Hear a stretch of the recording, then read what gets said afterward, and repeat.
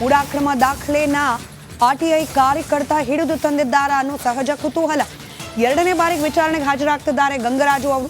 ಕೇವಲ ಮುಖ್ಯಮಂತ್ರಿಗಳ ಪತ್ನಿ ಹೆಸರಲ್ಲಿದ್ದ 14 ಸೈಟ್ ಮಾತ್ರ ಅಲ್ಲ, ಮೂಡಾದಲ್ಲಿ ಸೈಟು ಹಂಚಿಕೆ ಸಂದರ್ಭದಲ್ಲಿ ಅನೇಕ ಹಗರಣಗಳಾಗಿ ಹೋಗಿದೆ ಅನ್ನೋದು ಗಂಗರಾಜು ಅವರ ವಾದ. ಅದಕ್ಕೆ ಪೂರಕವಾದ ದಾಖಲೆಗಳ ಸಮೇತ ಬ್ಯಾಗ್ ತುಂಬಾ ಡಾಕ್ಯುಮೆಂಟ್ಗಳನ್ನು ಹಿಡಿದು ತಂದಿದ್ದಾರೆ ಗಂಗರಾಜು ಅವರು.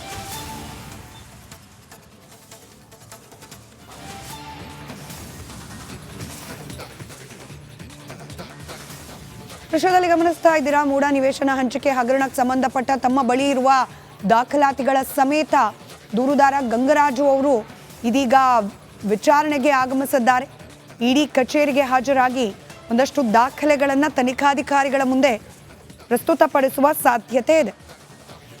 ನೆನಪಿರಲಿ, ಮುಖ್ಯಮಂತ್ರಿಗಳ ವಿರುದ್ಧವಾಗಿ ಇದೀಗ ತನಿಖೆಗೆ ಆದೇಶ ನೀಡಿರುವ ವಿಚಾರ ಏನಿದೆ ಪ್ರಕರಣ, ಆ 3 ದೂರುದಾರರ ಪೈಕಿ ಗಂಗರಾಜು ಅಲ್ಲ. ಗಂಗರಾಜು ಅವರದು ಪ್ರತ್ಯೇಕ ಆರೋಪ, ಪ್ರತ್ಯೇಕ ದೂರು.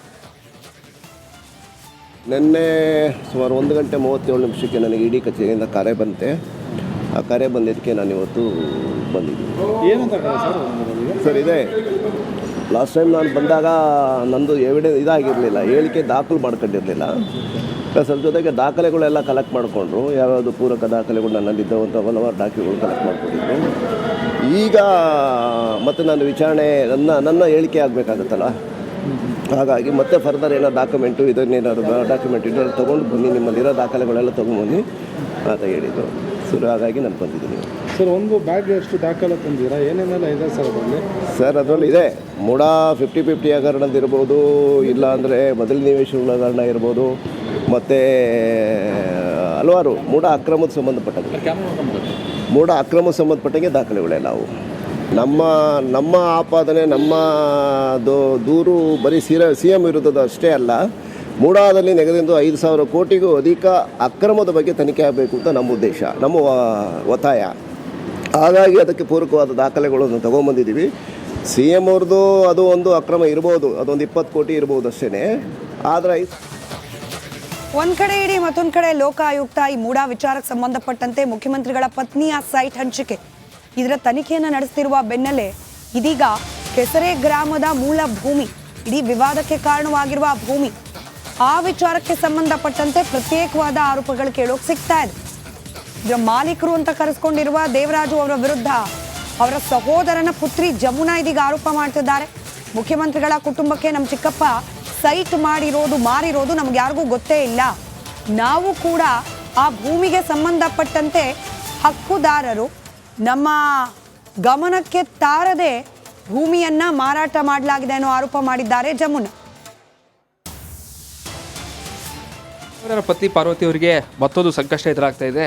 ಅವರಿಗೆ ದಾನವಾಗಿ ಬಂದಂತಹ ಭೂಮಿಯನ್ನು ಈಗ ಏನು ಮೂಲ ಜಮೀನ್ದಾರರಿದ್ದರು ಬೈಲಾರೆಯವರ ಮಗಳು ಈಗ ನಮಗೆ ಸೇರಬೇಕು ಆ ಜಮೀನು ಅಂತೇಳಿ ಸಿಟಿ ಸಿವಿಲ್ ಕೋರ್ಟ್ನಲ್ಲಿ ಪ್ರಕರಣ ದಾಖಲು ಮಾಡಿದ್ದಾರೆ. ಈ ಬಗ್ಗೆ ಮಾತಾಡೋದಕ್ಕೆ ಜೊತೆಗೆ ಜಮುನಾ ಅವರು ಇದ್ದಾರೆ, ಅವ್ರು ಮಾತಾಡಿಸ್ತಾ ಹೋಗ್ತೀನಿ. ಅಪ್ಪ, ನಿಮಗೆ ಎಷ್ಟು ಜನ ಮಕ್ಕಳಿದ್ರು ನಿಮ್ಮ ತಂದೆಯವರಿಗೆ, ಮತ್ತು ಯಾವಾಗ ಈ ಭೂಮಿ ನಿಮ್ಮ ಹೆಸರಲ್ಲಿತ್ತು ಅಂತ? 3 ಜನ ಮಕ್ಕಳಿರೋದು. ಓಕೆ. ಅದರಲ್ಲಿ ಚಿಕ್ಕಪ್ಪ ದೊಡ್ಡಪ್ಪನಿಗೆ ನಮ್ಮ ತಂದೆಯವ್ರದ್ದು ಮಲ್ಲಯ್ಯ, ಮೈಲಾರಯ್ಯ, ದೇವರಾಜ. ಓಕೆ. ಅವರು 3 ಜನದಲ್ಲಿ ಅವರು ಡಿವೈಡ್ ಮಾಡಿಕೊಂಡು ಉಳಿಕೆ ನಮ್ಮ ಚಿಕ್ಕಪ್ಪನಿಗೆ ಕೊಟ್ಟಿದ್ದರು. ಅದು ಅಪ್ಪ ಅವ್ರ ಹೆಸರಲ್ಲೇ ಇತ್ತು. ಅಪ್ಪ ಅವ್ರ ಹೆಸರಲ್ಲಿ ಇರಬೇಕಾದ್ರೆ ಇವರು 94ನೇ ಇಸ್ವಿನಲ್ಲಿ ಇವ್ರು ತಗೊಂಡಾದ್ಮೇಲೆ ವಿಷಯ ಗಮನಕ್ಕೆ ಕೊಟ್ಟಿಲ್ಲ. ಅದರಲ್ಲಿ ಸಮಪಾಲು ಕೊಡ್ತೀನಿ ಅಂತ ಹೇಳ್ಕೊಂಡು ನಾನು ಖಾತೆ ಮಾಡಿಸ್ಕೊತೀನಿ ಅಂತೇಳಿ ಅಮ್ಮನೂ ತಮ್ಮನ್ನು ಕರ್ಕೊಂಡು ಹೋಗ್ಬಿಟ್ಟು ಸೈನ್ ಮಾಡಿಸ್ಕೊಂಡಿದ್ದಾರೆ. ಅದು ನನ್ನ ವಿಷಯಕ್ಕೆ ಗೊತ್ತಿಲ್ಲ. ಆಗಿರುವಾಗ ಇವರು ಹೋಗಿ ಬರ್ಕೊಟ್ಬಿಟ್ಟಿದ್ದಾರೆ. ಇವರು ನನಗೆ ವಿಷಯನೇ ತಿಳಿಸಿಲ್ಲ, ಅವರು ತಿಳಿಸಿಲ್ಲ, ಇವರು ತಿಳಿಸಿಲ್ಲ. ಅದರಿಂದ ನಮಗೆ ಈಗ ವಿಷಯ ಗೊತ್ತಾಯಿತು, ನಾನು ಕೇಸ್ ಹಾಕಿದ್ದೀನಿ. ನಿಮಗೆ ಭೂಮಿ ಇತ್ತು ಅಂತ ನಿಮ್ಗೆ ಗೊತ್ತಿಲ್ಲ? ಹಾಗಾದ್ರೆ ಭೂಮಿ ಇತ್ತು ಅಂತ ಗೊತ್ತಿತ್ತು, ಆದರೆ ನಾವು ಚಿಕ್ಕವರು, ಡಿವೈಡ್ ಮಾಡ್ಕೊಡೋದೆಲ್ಲ ಗೊತ್ತಿರಲಿಲ್ಲ ನಮಗೆ. ಭೂಮಿ ನಮಗೆ ಇದೆ ಅಂತ ಗೊತ್ತಿತ್ತು, ಆದರೆ ಡಿವೈಡ್ ಮಾಡ್ಕೊಡೋದು ಗೊತ್ತಿಲ್ಲದೇ ನಮಗೆ ಈ ನಡುವೆ ನ್ಯೂಸ್ನಲ್ಲಿ ಬಂದಾಗ ಮಾತ್ರ ಗೊತ್ತಾಗಿದ್ದು. ಆವಾಗ ಇವರು ಹೋಗ್ಬಿಟ್ಟು ಸೈನ್ ಮಾಡಿ ಅವ್ರಿಗೆ ಬರ್ಕೊಟ್ಬಿಟ್ಟು ಬಂದಿದ್ದಾರೆ. ನೀವು ಆದರೆ ಈಗ ದೇವರಾಜ್ ಅವರು ನಿಮ್ಮ ಖಾತೆ ಮಾಡಿಸ್ಕೊಂಡಿದ್ದಾರಲ್ಲ, ಆ ಖಾತೆಗೆ ನೀವು ಸಹಿ ಹಾಕಿಲ್ಲ, ಮಾಡ್ಕೊಂಡಿದ್ದಾರೆ? ಇಲ್ಲ, ನಮ್ಮ ಸೈನ್ ಇಲ್ಲ. ಅಮ್ಮ ತಮ್ಮ ಇಬ್ಬರೇನೆ. ಓಕೆ. ನಮ್ಗೆ ವಿಷಯ ಗಮನಕ್ಕೆ ಬಂದಿಲ್ಲ, ಅದರಿಂದ ನಾವು ಇವಾಗ ಕೇಸ್ ಹಾಕಿರೋದು. ಅಂದರೆ 3 ಎಕರೆ 16 ಗುಂಟೆ ಜಮೀನು ಚಿಕ್ಕದಲ್ಲಿ ಕೇಳಿದ್ರೆ ಅಷ್ಟೇ ಗೊತ್ತಿಲ್ಲ. ದೇವೇಗೌಡರ ಮಾತುಗಳಲ್ಲಿ ಜಿಟಿ ದೇವೇಗೌಡರ ಮಾತಿಗೆ ಇದೀಗ ರೇವಣ್ಣ ಪ್ರತಿಕ್ರಿಯೆ ನೀಡಿದ್ದಾರೆ. ಜಿಟಿ ದೇವೇಗೌಡರನ್ನ 2017ರಲ್ಲೇನೆ ಅರೆಸ್ಟ್ ಮಾಡಿಸ್ಲಿಕ್ಕೆ ಕಾಂಗ್ರೆಸ್ನವರು ಪ್ಲಾನ್ ಮಾಡಿದ್ರು ಅಂತ ಮಾಜಿ ಸಚಿವ ಎಚ್ ಡಿ ರೇವಣ್ಣ ಬಾಂಬ್ ಸಿಡಿಸಿದ್ದಾರೆ. 2017ರಲ್ಲೇ ಜಿಟಿಡಿ ಬಂಧನಕ್ಕೆ ಎಲ್ಲಾ ರೀತಿಯ ತಯಾರಿ ಆಗ್ಬಿಟ್ಟಿತ್ತು, ಇದ್ರ ಬಗ್ಗೆ ಅವತ್ತು ಪೊಲೀಸ್ ಅಧಿಕಾರಿಯೇ ಹೇಳಿದ್ರು ಅಂತ ರೇವಣ್ಣ ಮಾತನಾಡಿದ್ದಾರೆ. ಎಚ್ ಡಿ ಕುಮಾರಸ್ವಾಮಿ ಗುಟ್ಟೂರು ಹಾಕಿದ್ದಕ್ಕೆ ಹೆದರಿ ಸುಮ್ಮನಾದ್ರೂ ಇಲ್ಲದೆ ಹೋದ್ರೆ ಯಾವತ್ತೂ ಅರೆಸ್ಟ್ ಆಗಿ ಹೋಗ್ತಾ ಇದ್ರು ಜಿಟಿ ದೇವೇಗೌಡರು ಅನ್ನೋ ಹೇಳಿಕೆ ನೀಡಿದ್ದಾರೆ ಎಚ್ ಡಿ ರೇವಣ್ಣ. ದೇವೇಗೌಡರಿಗೆ ಕಳೆದ 62ರಿಂದ ರಾಜಕೀಯದಲ್ಲಿ ಏಳು ಬೀಳು ಎಲ್ಲ ನೋಡಿದ್ದಾರೆ. ಕುಮಾರಣ್ಣ ನೋಡಿದ್ದಾರೆ, ದೇವೇಗೌಡರು ನೋಡಿದ್ದಾರೆ. ನಮ್ಮ ಪಕ್ಷ ಮುಗ್ಸಕ್ಕೆ ಯಾರ ಕೈಲೂ ಆಗಲ್ಲ. ಈಗ ಉದಾಹರಣೆಗೆ ಹೇಳಿದ್ರೆ 2004 ಒಂದು ನಾವು ಜೀವನದಲ್ಲಿ ಒಂದು ತಪ್ಪೇನು ಮಾಡಿದ್ದೀವಿ ಅಂದರೆ, ಕುಮಾರಸ್ವಾಮಿಯರ ಮೋದಿ ಮಾತು ಕೇಳಿದರೆ ಈ ಪರಿಸ್ಥಿತಿ ಬರ್ತಾ ಇರಲಿಲ್ಲ. ನಾನು ದೇವೇಗೌಡರ ಮಾತು ಕೇಳಿದಾಗೆ ಇವತ್ತು ಈ ಪರಿಸ್ಥಿತಿ ಬಂದಿದೆ. ಕುಮಾರಣ್ಣ ಮೋದಿ ಮಾತು ಕೇಳಿದರೆ ರಾಜಕೀಯನೇ ಬೇರೆ ಥರ ದಿಕ್ಕಿಗೆ ಹೋಗೋದು. 2 ಸಾರಿ ಒಂದು 2 ನಿಮಿಷ 2004 2008ರಲ್ಲಿ ರಾಜ್ಯದ ಇತಿಹಾಸದಲ್ಲಿ 50 ವರ್ಷದ ಇತಿಹಾಸದಲ್ಲಿ 40 ಈ ರಾಜ್ಯದಲ್ಲಿ 50 ವರ್ಷ ಕಾಂಗ್ರೆಸ್ ಇತಿಹಾಸದಲ್ಲಿ 40. ನಮಸ್ಕಾರ ವೀಕ್ಷಕರೇ, ಟಾಪ್ 30ಗೆ ಸ್ವಾಗತ. ನಾನು ಶ್ರೀಲಕ್ಷ್ಮಿ, ನನ್ನ ಜೊತೆ ಇದ್ದಾರೆ ಮಾನಸ. ಟಾಪ್ 30 ಸುದ್ದಿಗಳನ್ನ ಒಂದೊಂದಾಗಿ ನೋಡ್ತಾ ಹೋಗೋಣ. ರೈಟ್, ಅದಕ್ಕೂ ಮುಂಚೆ ಬ್ರೇಕಿಂಗ್ ಅಪ್ಡೇಟ್ ಬರ್ತಾ ಇದೆ. ಬಾಂಗ್ಲಾದೇಶದಲ್ಲಿ ಹಿಂದೂಗಳೇ ಬಿಗ್ ಟಾರ್ಗೆಟ್. ಬಾಂಗ್ಲಾದೇಶದ ಹಿಂದೂಗಳ ಕುರಿತಾಗಿ ಬ್ರೇಕಿಂಗ್ ಅಪ್ಡೇಟ್. ಇಸ್ಕಾನ್ ನಿಷೇಧಕ್ಕೆ ಬಾಂಗ್ಲಾದೇಶ ಸರ್ಕಾರ ಸಿದ್ಧತೆ ಮಾಡಿಕೊಳ್ತಾ ಇದೆ.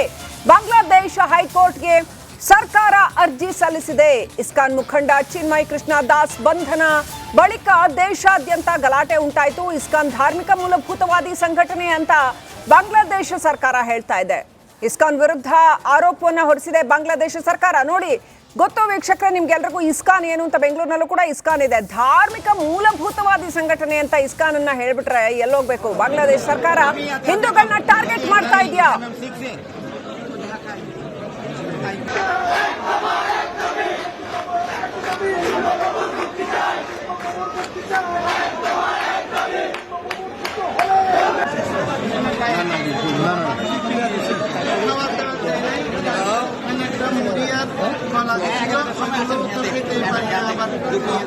ಬಾಂಗ್ಲಾದೇಶದಾದ್ಯಂತ ಹಿಂದೂ ದೇವಸ್ಥಾನಗಳ ಮೇಲೆ ಆಗಾಗ ದಾಳಿ ಆಗ್ತಾನೆ ಇರ್ತಕ್ಕಂಥದ್ದು. ಇತ್ತೀಚಿನ ದಿನಗಳಲ್ಲಿ ಅದು ಅತ್ಯಂತ ಹೆಚ್ಚಾಗಿರೋದನ್ನ ಕಾಣ್ತಾನೆ ಇದೀವಿ.